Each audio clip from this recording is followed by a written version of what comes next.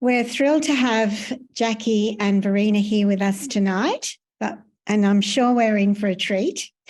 But before we begin, I would like to acknowledge, and pay my respects to our first storytellers, our First Nations Australians, and acknowledge that they put story and the arts at the centre of their lives and learning and of their curriculum, and we have so much to learn from them.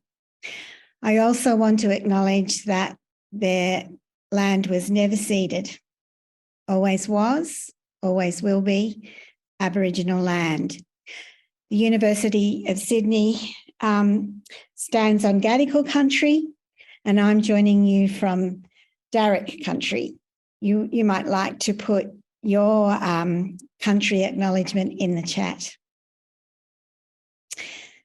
If you haven't yet learnt much about the Create Centre, I'm sure that Anna will put in the chat our link. And also, if you're interested and haven't yet, please think about joining us, and that way you'll get our newsletter regularly. And if you might be interested in doing a webinar like this at some point, or working with Create in some other way. But now I'd like to hand over to Michael, who's going to introduce our presenters. Thanks, Michael. Thanks, Robin. It's great tonight to be with you all. Thanks for joining us.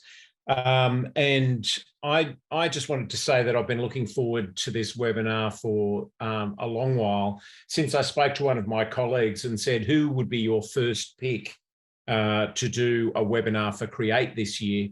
And she came back immediately with Jackie Kauli. And so Jackie's work that I've known of for many years and really respected, I'm really pleased that Jackie can be here tonight with her colleague, Verena Thomas. So Jackie's Adjunct Associate Professor in the Faculty of Creative Industries, Education, Social Justice at QUT.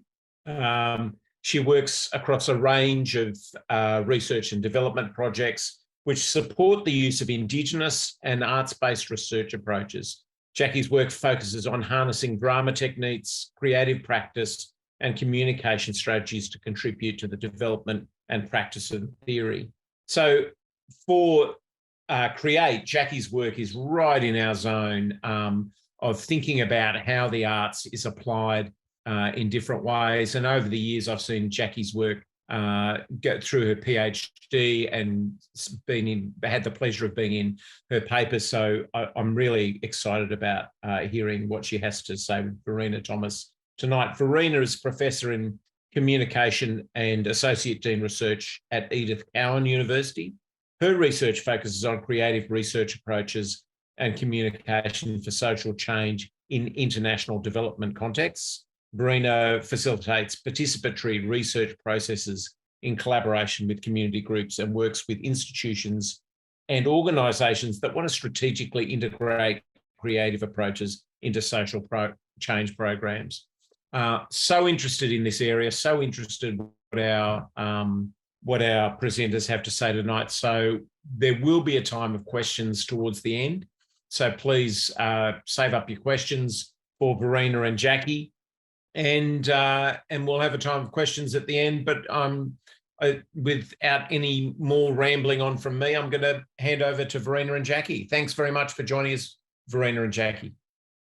Thank you, Michael, very much. And thank you, Anna. Thank you, Robin. Thank you very much for the Create Centre for this invitation. As I was just saying earlier on, we're very privileged to be here today. And to present some of the work that we have been doing across the Pacific. So I just want to acknowledge, I'm here in Fiji at the moment, so I want to acknowledge the land here as well in Fiji, and the cultures and the ancestors that are on this land, but also that inform the Pacific and the Pacific Way, and that we draw from also in terms of the work that we do. So again, thank you very much. Verena? Hi, I hope you can hear me. Thank you very much for letting us present today and for inviting us. I'm joining from Western Australia, from Wajirrnunga land, and I'm, as in the introduction stated, I'm in Perth at Edith Cowan University. So I guess Michael has already introduced me, but maybe just a little bit more. Yes, I am a researcher, but also an educator. But what I love the most is the use of drama and theatre, and a scholar in that field. And over the years, I have learned, but also taken advantage of the ways in which we can really use applied theatre drama processes within communities and a mix and match within Indigenous ways of learning and knowing as well. My background, I'm from Papua New Guinea, but I've lived and worked in Australia for over a decade now, within QUT, but also and outside of QUT as well.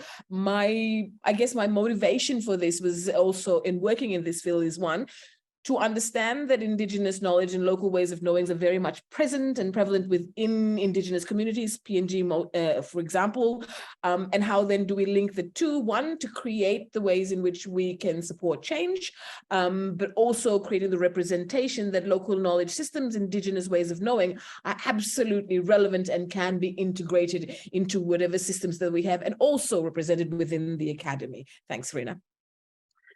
Well, my background is in filmmaking, and I've really started to explore the world of applied theatre through Jackie and by collaborating with Jackie. So that has been a really great way of kind of expanding my own skill set, but in understanding the possibilities and opportunities around working with community in that space. And so I'm now in Western Australia, but I was based in Papua New Guinea for a while, where we had the opportunity to start a new research centre at the University of Goroka, the Centre for Social and Creative Media, which focused on actually using the arts, using arts-based processes and Indigenous methodologies to better understand communities and social issues in communities. And that's where I met Jackie. And so since then, about 8 years ago, we've been collaborating on projects. So I think the arts is very significant and very much present in Papua New Guinea, but the arts within PNG is not just the arts for art's sakes. It's actually the ways in which rituals, songs, dances inform the ways of people living and socializing within that space and drawing from that. And what's also very important is the way in which these roles or these performances develop, build, and make visible social relationships that mediate the lives of people. And you can see here in the photograph that Verena has up are people from my own province, or in Papua New Guinea, the East New Britain. And here, these are women, knowledge holders, and they're singing songs and beating bamboo tubes and calling, and one of the significant things about that, and especially within the space of gender or gender-based violence, women are often seen as not being passive. But here, women play a significant role in society and play a significant role within these spaces. And these are kind of the things that we try and harness and weave into the narratives and the stories that we have. And these are women, and specifically they're women knowledge holders, and they're represented and respected for the ways in which they have this knowledge and share that knowledge intergenerationally amongst themselves, and how it informs also some of the ways in which we draw from that to inform the ways that we work. And in the way that knowledge is basically embedded in creative practice, and creative practice is knowledge, a key in our work is to link community with university and facilitate processes where we within the university can acknowledge, celebrate the knowledge that exists in community. And a significant component of that is also the creative outputs, the non-traditional outputs, and how we can facilitate those through further sharing and acknowledging authorship and these knowledge systems from within. As Verena said earlier on, we began collaborating almost 8 years ago now, and when we started, and over the years, our focus has changed, but one of the things that we continue, I think, to focus on is around gender and gender-based violence, as well as sorcery and witchcraft-related violence, which is a significant thing that is, impacting the nation at the moment.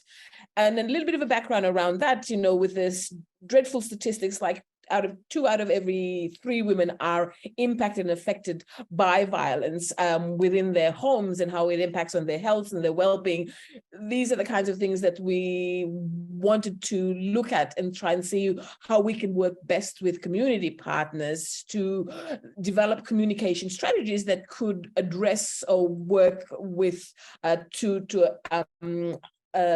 address some of the situations within the country. And so what it needed was for us to take into consideration the diversity of place. So, I don't know if everybody knows this, but it's one of the most diverse countries in the world, Papua New Guinea is, with over 800 different languages and 1,000 different tribes and cultures spread across that. And that diversity is very important to understand in terms of developing ways of communication, tools and methods to address change. Within that space and in this culture, there is different social and cultural influences that I said before mediate the lives of people.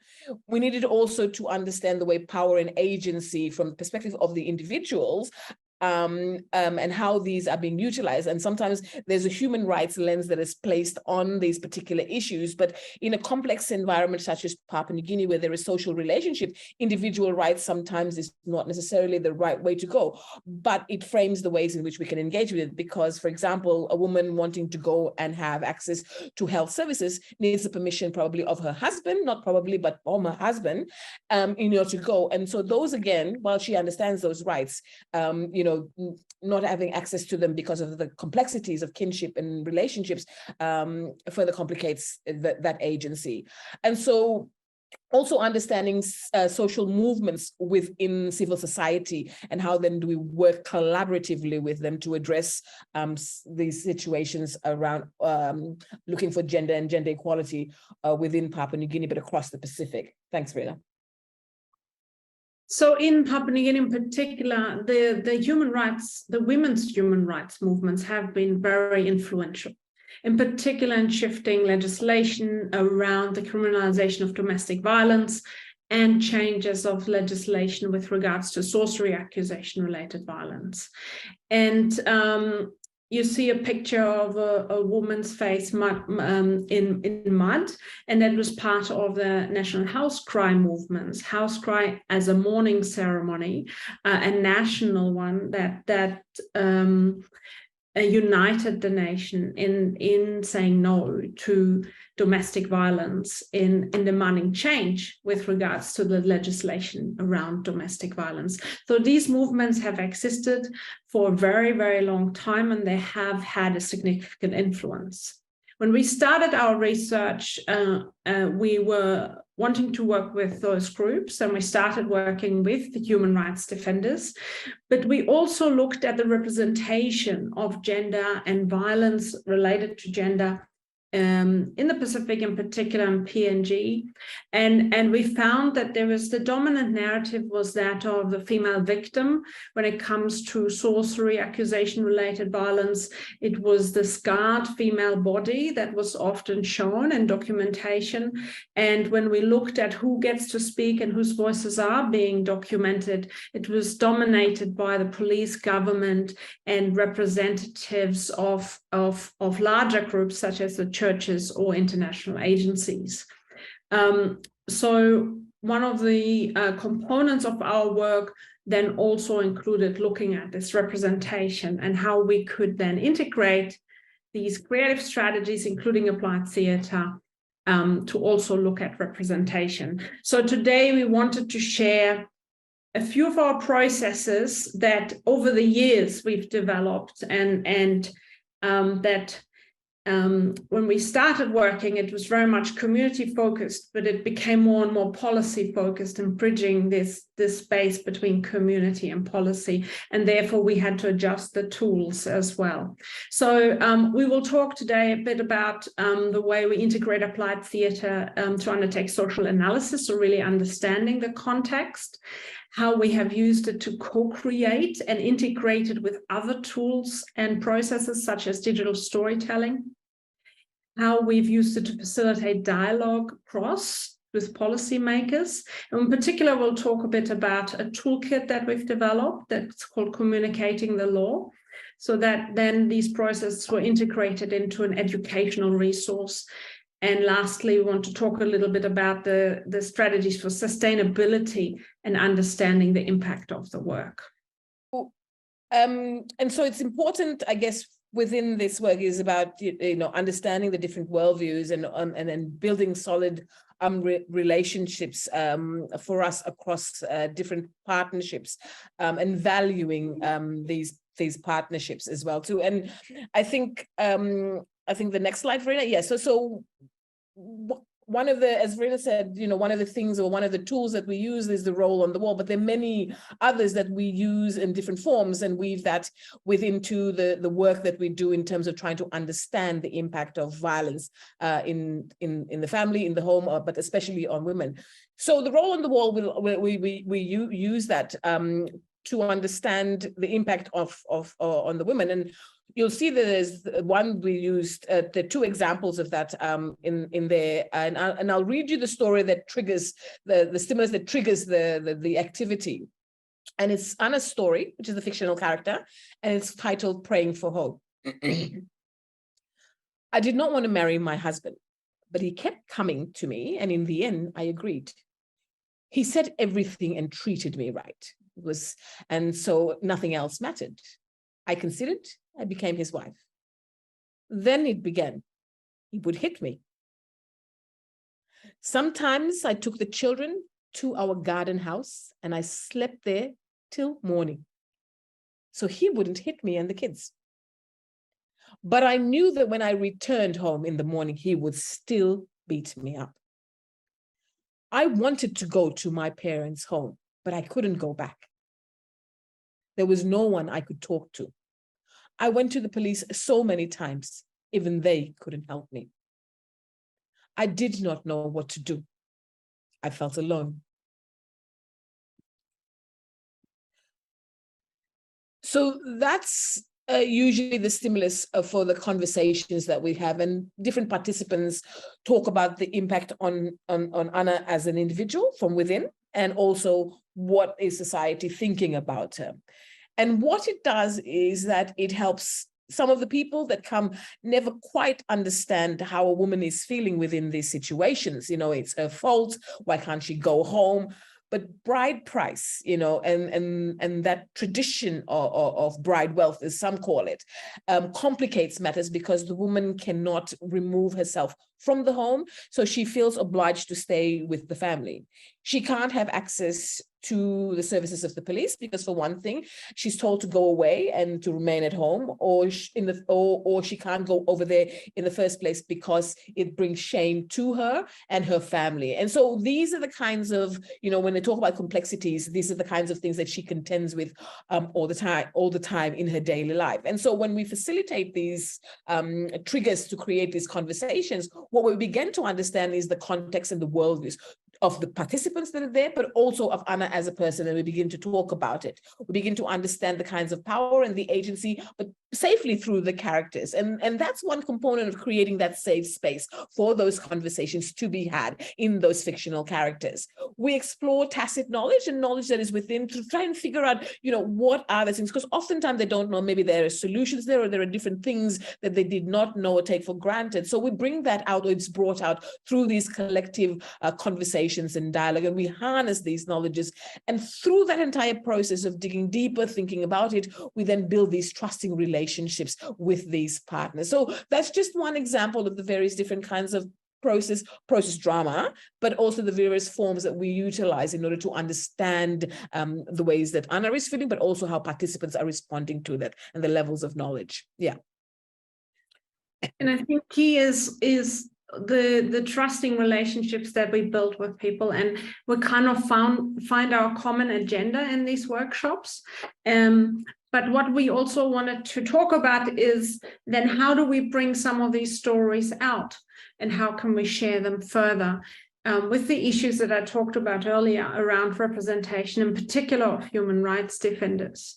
So in these projects over the past few years, we've used photography and digital storytelling as well as filmmaking to bring out some of the stories, but very much based on principles of process drama and applied theatre, and really looking at building character stories. But in this case, it's the human rights defenders themselves looking at what's their story, what have been their challenges, and how did they overcome many of their challenges. And we try to accommodate anything that participants would like to do. They can stay anonymous, they can take photos and share their stories. We can have an actor read their story, or they can use their own voice. And in this case, we've worked with active human rights defenders who really wanted their story to be heard and were already advocating very strongly. So with a project that we did on sorcery accusation-related violence, and particular seeing the media representation that existed, we managed to create 40 digital stories. And in a way, these stories offered 40 different community-based solutions.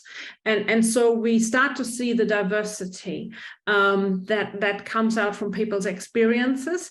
And we have a process where we can capture this diversity. At the same time, participants take ownership of the materials, and they have their own story that they can share with others in the process for advocacy. We wanted to share one story of one of the human rights defenders, Mary Kinney. I will try and play the story, but if the bandwidth does not allow, we can also share the link in the chat. Employee Mary Kinney, me blog Kupelal Zikarawagi Simbo province. Me firstborn of family. Papa Blumi Karen name Kinim go inside Luambla, brother Glenway. The plan no got big in me, so me come up with firstborn inside of family. Now me feel most me also more than something inside like family.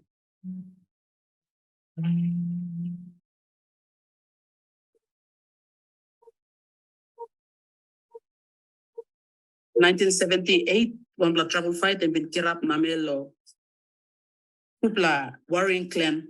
One get a man go, so probably we must go. I'm the one blood time avenue and decide lo come nak sekago one time itla lo mama la house. Come down na big la rent kirap.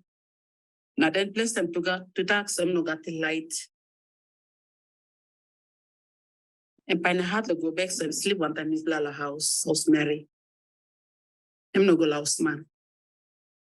Time I'm sleeping, mama kirap lo 4 o'clock morning na I'm sleeping kogo lo fire. Na sleeping kogo lo metulo go school. Early 6 o'clock I'm go finish lo fight. Na me go lo school. 3:30 me come back long. Place me blast a come back la house na me looking most big la fire smoke em kirap lo. Outside the mountain line go fight them. Emlana plo mountain na mi blood sabos sample line and die. Then eventually embody come house line. Na mi bin kirap no gut of semen probably. All been ilimem na. Bagrabe mem gutru. Na mi bla no nablo looking one bla remain blame lo sla time. Na mi shock lo light blow me na mi looking slack I'd way him come lo bless him me no bina mas lo how will kill him slack step papa blow me.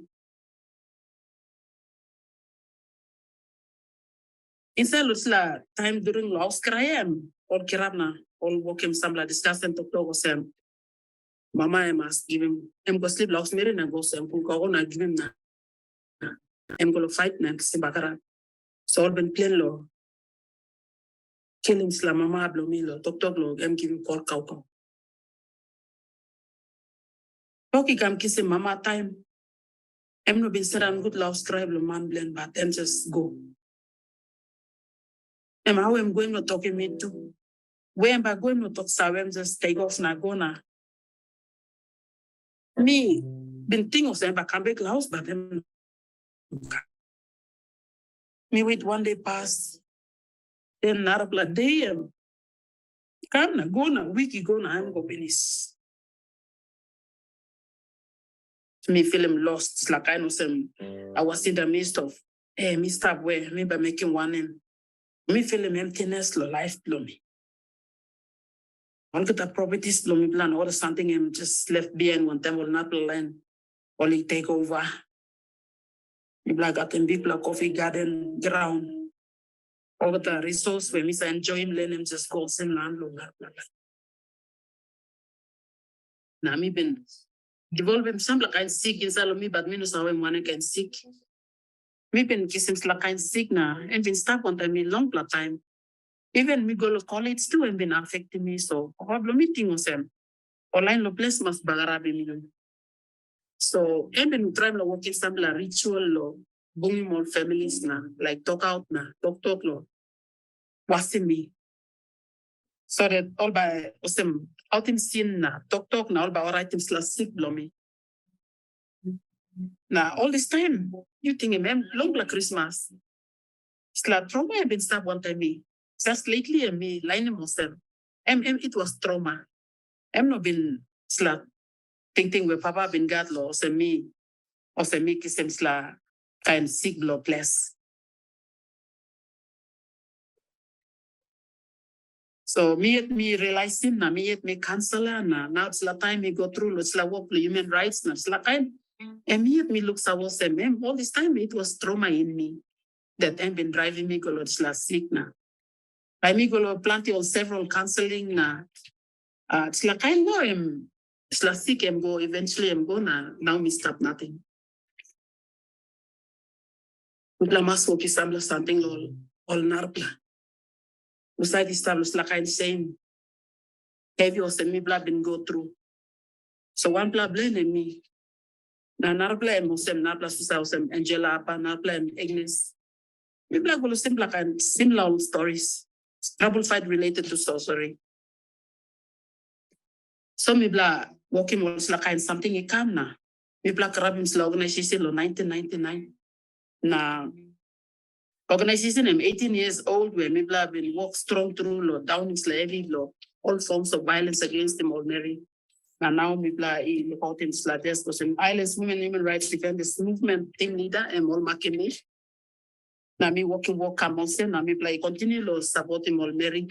Where only go inside or marry or man or beginning or go inside is like kind of similar situations now. We feel myself inside Blomium. Me feel him so. Me been go through so me myself no more.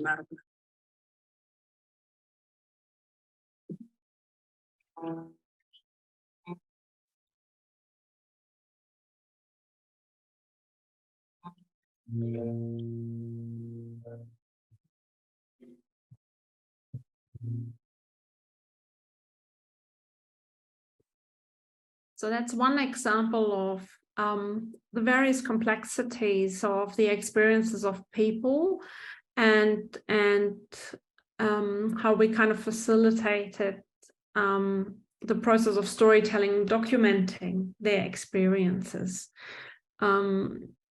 And we will come back to Mary's story a little bit in discussing other components and what we do together with promoting the story and using it to facilitate dialogues with different groups of people. Yes, and bringing them into different spaces as well to create these conversations across. And this one was because we usually have them at different levels. So in Papua New Guinea at government level and policy levels.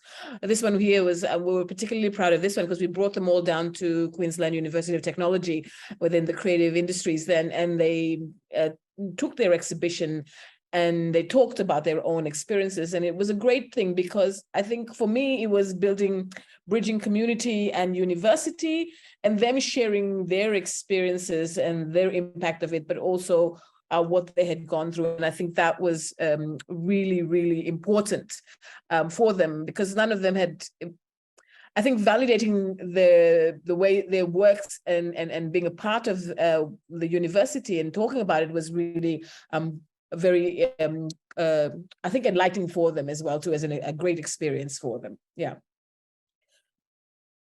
And so the other thing that we do is around, so as I said, bringing them down to Australia, but also within Port Moresby, organizing it so that we create these in Port Moresby, so bringing their experiences and their work in Port Moresby for governments to also government partners to also have a look at them and see and appreciate what they're doing. So it's using the stories that they have, and obviously, Mary's story is a powerful story. So creating the conversations again and developing the empathy, but also seeing that. Changing the way we think about solutions. So most of the time, we would often get solutions or ways of working from the outside and bringing them in here. We celebrated the narratives of change that were coming from these frontline human rights defenders. We were valuing the local solutions, acknowledging their knowledge as storytellers and knowledge holders as well too. And all of this contributed to this advocacy and creating and change within Papua New Guinea itself. And this is one such event that we brought all of the human rights defenders and their stories together and have them have a discussion with the audience around that. Yeah. In general, it creates a repertoire of stories and experiences that not always get seen or doesn't always get communicated. And it provides human rights defenders also with tools to use to amplify perhaps their stories and voices. And in particular, I wanted to briefly talk about a toolkit that we developed that brought kind of these experiences together in an educational resource that we co-developed with our partners, our community-based partners and human rights defenders, and who saw a need in communicating the changes in legislation to community and facilitating these conversations.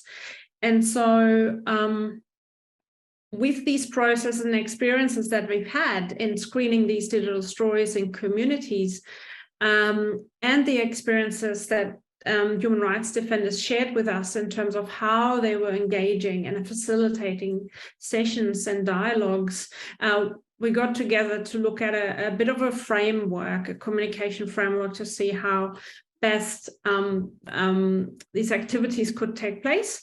And so one of the experiences was some resistance to information about the law or human rights by communities, as it felt that it's something external that's coming in or people are told to do. So we used basically activities that were just exploring and contextualizing and building very much on the community values and existing community systems, before we then started sharing individual stories such as Mary's story to create this empathy and understanding among community members. It isn't until the third step in this toolkit that then information is shared about the laws and any other information is shared to really try to understand. But understanding, knowing why some of the laws are needed or are in existence, and who are the people that are being protected by them. And the activities are then very much designed for facilitators to pick and choose what they think applies best, but understanding this framework. And the last step being around transformation and change, where community members themselves can design kind of activity plans or action plans, what they would like to see change, and then work together and collaborate on that. And all these activities, or many of the activities, are influenced by process, drama, or applied theatre processes, as well as they're using the content that has been co-created with human rights defenders. So and that's been quite valuable, I think, and exciting, and it's human rights defenders themselves and the facilitators have really taken it on board. But we also facilitated this explaining of the process with policymakers again. And Jackie, maybe you can share a few things around that process. Yeah, and so it was launched in our National Museum in Port Moresby. And I think what's important as well too is everyone that was standing there in front contributed to the content creation of the Communicating the Law Toolkit. And so when we went to the museum, it was sort of performative approach to having an entire audience sitting there, understanding what they did within communities, but also an experiential learning did they do in terms of performing this toolkit and making it come alive and demonstrating it. And so some of the audience's responses to that one, I think, was very interesting as we got through that one. So what we did was an effigy or a stimulus that was placed on the wall that represented Mary. And so the story of Mary that Verena just showed was shown to this particular audience in terms of trying to as a way to experience this toolkit. And so we asked the audience, how did they think Mary was feeling? And, they would come up and they'd talk about, it's like I felt lost, emptiness, the house will never be warm again. I don't know where to go, who to talk to. I don't know what to do. I want to cry. And each audience would come up and say this, and, be in role as Mary. And then we asked them, the audience as well, to come up and provide words of comfort to them. And, and this one, Beatrice, she's standing up there so moved by it, and they were talking about this. And some of them was like, I just hold my hand, Mary, and I want you to walk with me. Mary, I am your aunt. You're coming with me. You're not alone. We have food, we have clothes. You are part of the family. And just even demonstrating these words of comfort also was just a way to say, people need each other during these moments, especially a child.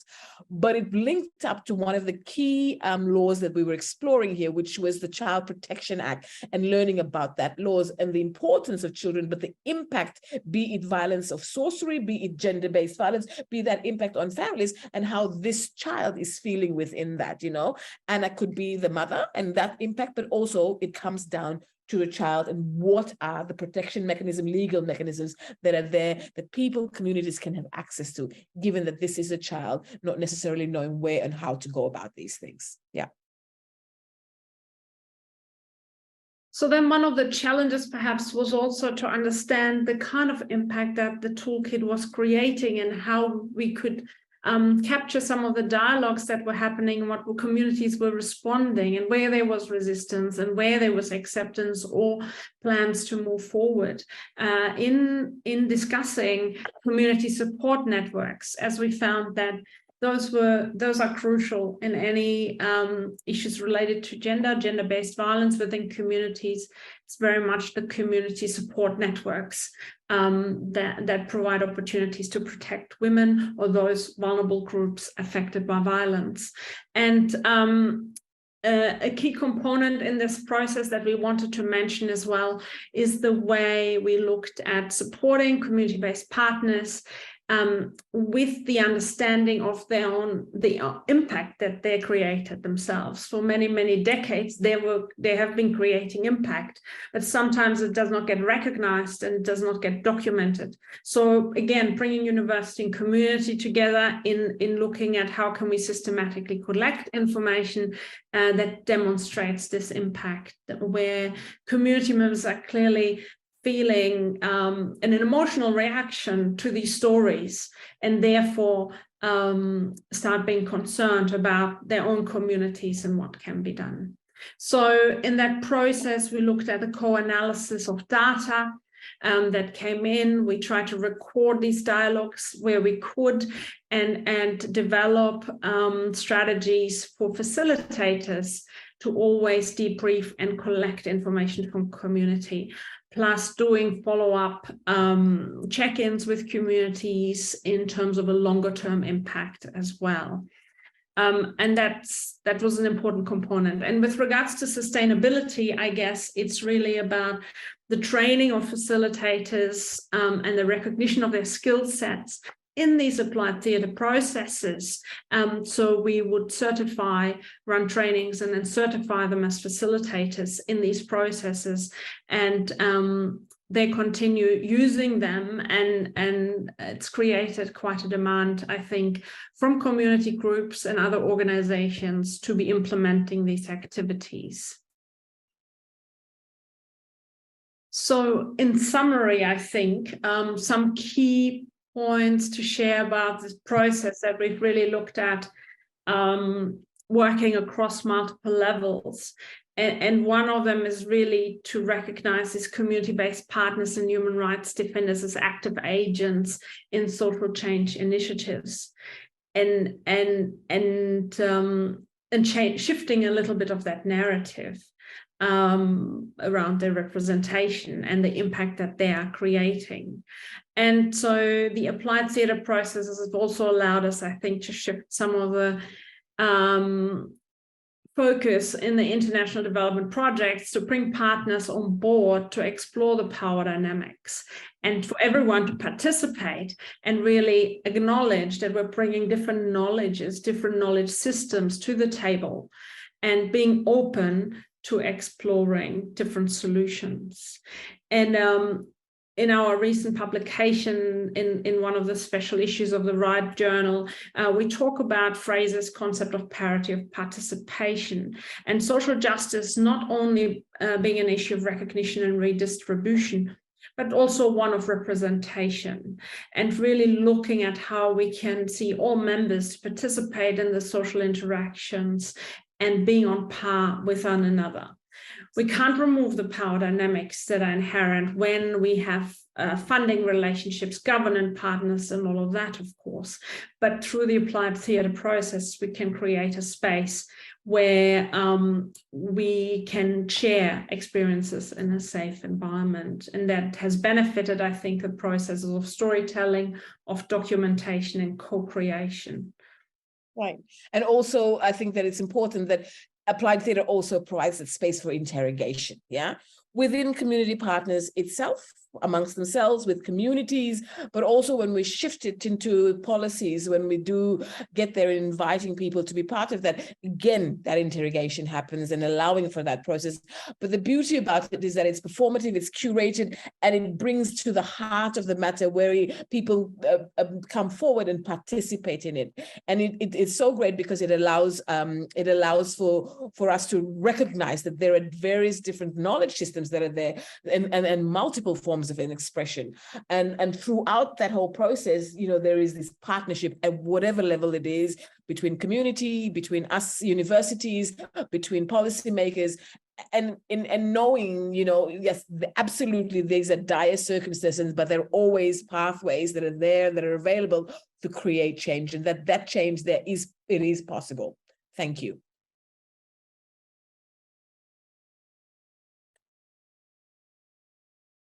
Thanks, Jackie. Thanks, Verena. That was a really stunning presentation. Stunning because of the subject matter, but also stunning because of the use of arts-based approaches to really kind of tackle these, what seem to me like intransigent, often, problems. And that's kind of my question to kick us off. And if you do have a question, please either drop it in the chat or just put your hand up on screen. I'm wondering how you maintain hope in a situation which seems quite dire in terms of domestic violence, or is that not something that comes into your mind as you kind of deal with these kinds of situations? Well, I think it's based on really the individual experience and how we also as researchers and practitioners deal with these situations ourselves. So I can probably answer just for myself and how I see the space and working in the space. And what gives me hope, what motivates me, it's really working with the people on the ground, with community-based partners and human rights defenders who deal with these circumstances and scenarios on a daily basis. and who I've known to be very resilient and solution orientated, because most of them are motivated by their own personal experiences, such as Mary, and it's just within them that they don't want this to happen to other people. And that's, I think, what motivates them, but that's also what gives them hope. And in Mary's story in particular, she shared how she met others who had similar experiences. And we actually expanded the digital story to a film called Tribal Sisters. And they're the three women who managed to stop tribal fight in their area and started this peace building movement. And so they got hope from each other. And seeing that, makes me hopeful. But really, we step in and out. But people who are living there, dealing with cases on a daily basis, that is challenging. So when I feel challenged, I always think about, well, there are many more challenges that others face, but they are tackling them, and they are feeling hopeful because they also collaborate and network together. Thanks, Verena. Jackie, are you back with us? Doesn't look like it. Catherine, do you want to ask your question? It's a great question. Hi, greetings. I have a question in the chat here. Thank you so much for this presentation. And I was really interested to hear more about your systematic documentation of impact. What sort of things are you looking for, both in the short term and in the long term? How are you doing it? It sounds so organised with such complexity and so many networked opportunities that you're looking at. So I'm really curious to hear how you made it systematic and what you're looking for. Thank you. Yeah, thanks for the question. I think Jackie is coming back. Jackie, can you hear us? I can. I'm so sorry. My internet dropped out, but I'm sitting in a reception area. Can you all hear me? We can hear you. Yeah, you're a little bit. Yeah, we can hear you. You're back with us. That's great, Jackie. Oh, sorry. We just had a question from the chat from Catherine, so I'll just start answering them while you catch up, Jackie. And so I guess it's different for every step that we do and that we want to document and understand better. But I can give a few examples. So, for example, when we created those digital stories, people went into the communities to share them, and we wanted to understand the response and reaction to the story. So that was we designed a survey, so that allowed us to kind of capture, and we had key questions in the survey, also quantitative information, whether people felt they learned something new, for example, but always a qualitative component to say, well, what was it that they learned, or did anything that they heard change their mind about things? So we ask these questions, and then we collect that information from different communities, different regions, and then analyze it thematically and look at what are the initial responses. And based on that experience, then we decide what we might do next. So if we find out there's more need for dialogue because all the young boys are bringing up this issue, or, we're finding out how people respond to narratives, to stories, in particular where they feel empathy. It was particular the young men feeling around their mothers, and they referenced a lot their mothers, and feeling how they felt sad for the mothers who experienced this. So we then better understand their responses.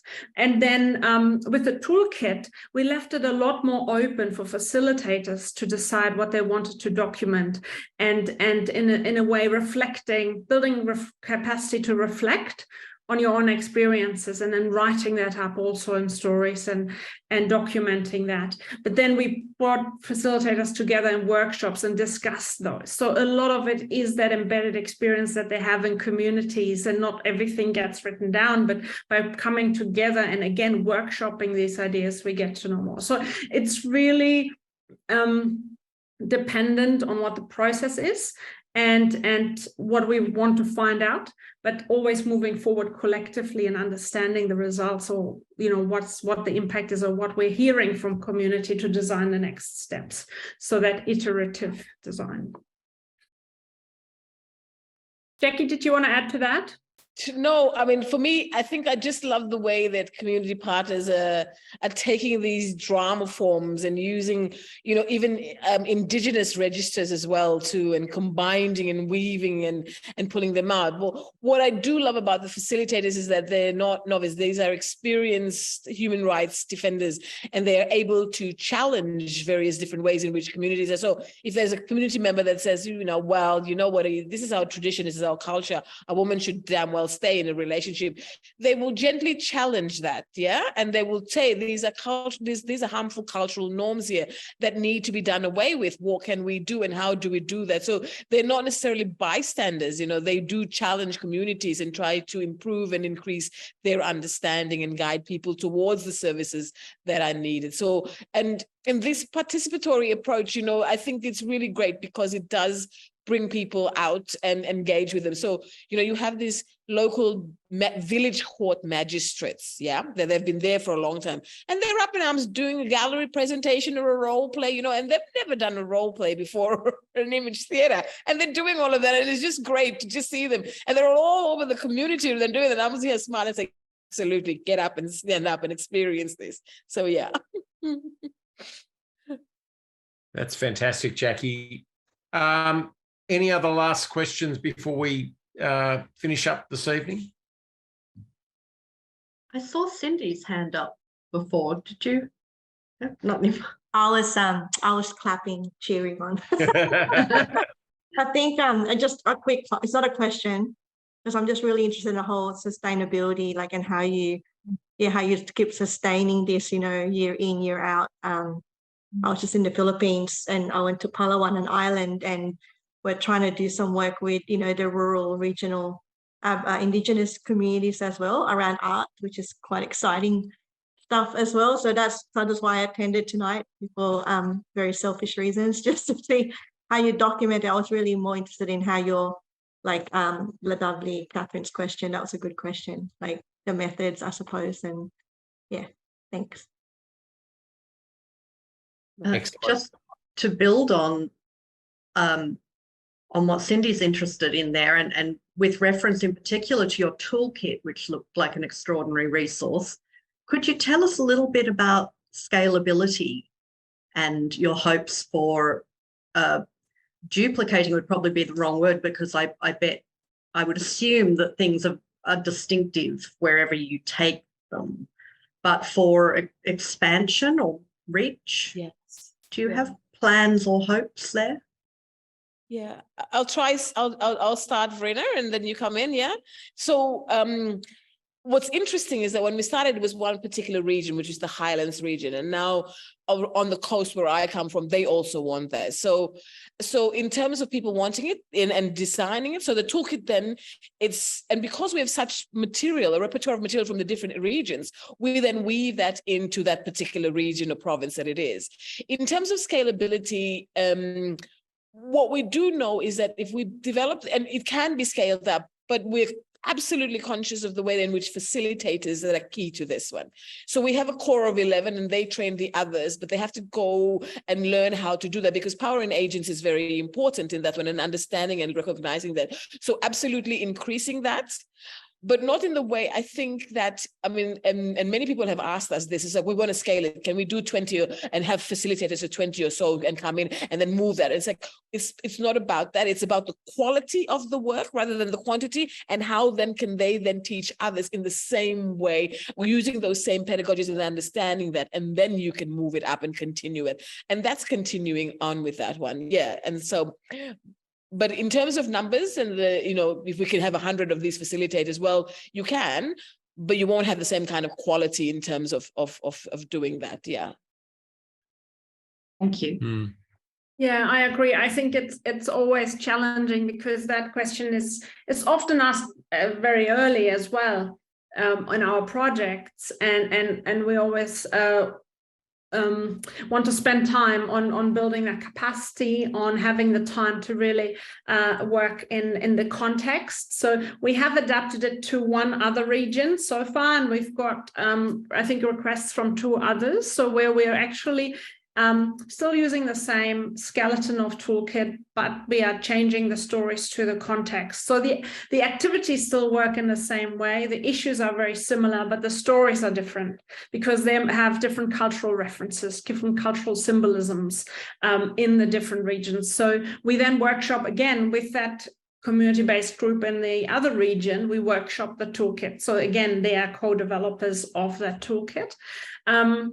But as Jackie said, it's really about the strengthening of the facilitators. And now that we have done that with a core group, we're actually finding that they're already taking it everywhere, and they're already integrating it into their other programs that they're running because they have those skill sets. So I think really building the skill sets of core people, I think, makes it to be scalable later on, perhaps. Yeah. Excellent. Any last questions before we finish up tonight? Well, thanks so much, Jackie and Verena. It's been so wonderful to hear about this work. It's quite distinctive in terms of the way it's being put together and the way you've explained it's made it so clear. And I noticed Rachel said in the comments that you answered so many of her questions about how to apply this work. And I think it's just been a real treat to hear about it. So thank you so much for being here and speaking so eloquently about this wonderful work. And hopefully we can hear about it more and more as the work evolves down the track. So please do keep in touch with us because we'd love to hear about it again. If you want to hear about more, here's the plug. If you want to hear about more excellent Create webinars, have a look at our newsletter, which all you need to do is join Create and you'll get some information about that. Some highlights coming up. Jeff Poulin is speaking to us in a couple of months, and there's other fabulous speakers in early childhood talking about the arts, and the application of the creativity in the arts in everyday life, as we've just heard. But thanks again to our presenters tonight and look forward to seeing you at the next Create event. Thanks very much. Good night.